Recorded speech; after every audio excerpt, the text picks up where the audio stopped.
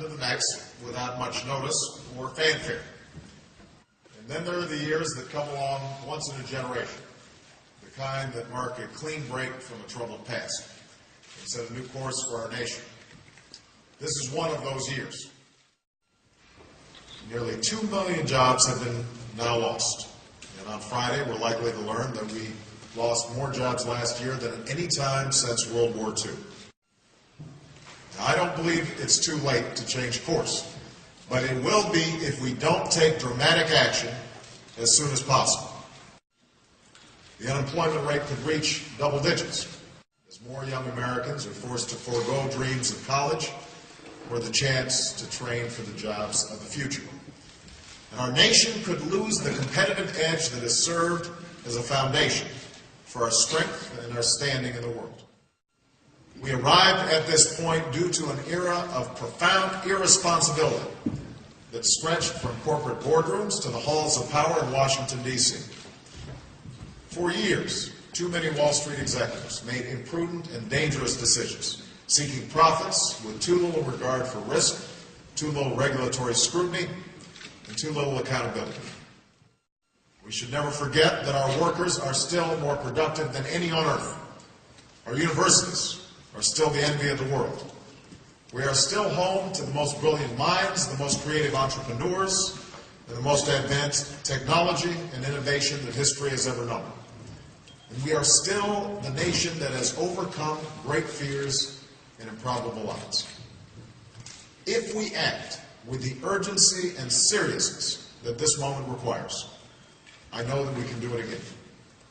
That is why I have moved quickly to work with my economic team and leaders of both parties on an American recovery and reinvestment plan that will immediately jumpstart job creation and long-term growth. And this change must begin in Washington. It's time to trade old habits for a new spirit of responsibility. It will certainly add to the budget deficit in the short term. But equally certain are the consequences of doing too little or nothing at all. For that will lead to an even greater deficit of jobs, incomes, and confidence in our economy. But at this particular moment, only government can provide the short-term boost necessary to lift us from a recession this deep and severe. This plan must begin today. A plan I am confident will save or create at least 3 million jobs over the next few years. Put Americans to work in new jobs that pay well and can't be outsourced. Jobs building solar panels and wind turbines, constructing fuel-efficient cars and buildings, and developing the new energy technologies that will lead to even more jobs, more savings, and a cleaner, safer planet in the bargain. That's why the overwhelming majority of the jobs created will be in the private sector, while our plan will save the public sector jobs of teachers, police officers, firefighters, and others who provide vital services.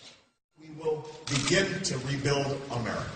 We'll also do more to retrofit America for a global economy. That means updating the way we get our electricity by starting to build a new smart grid that will save us money, protect our power sources from blackout or attack, and deliver clean, alternative forms of energy to every corner of our nation. It means investing in the science, research, and technology that will lead to new medical breakthroughs, new discoveries, and entire new industries. And finally, this recovery and reinvestment plan will provide immediate relief to states, workers, and families who are bearing the brunt of this recession. To get people spending again, 95% of working families will receive a $1,000 tax cut, the first stage of a middle-class tax cut that I promised during the campaign and will include in our next budget. To help Americans who have lost their jobs and can't find new ones, we'll continue the bipartisan extension of unemployment insurance and health care coverage to help them through this crisis.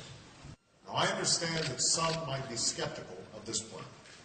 Our government has already spent a good deal of money, but we haven't yet seen that translated into more jobs or higher incomes or renewed confidence in our economy. And that's why the American Recovery and Reinvestment Plan won't just throw money at our problems. We'll invest in what works.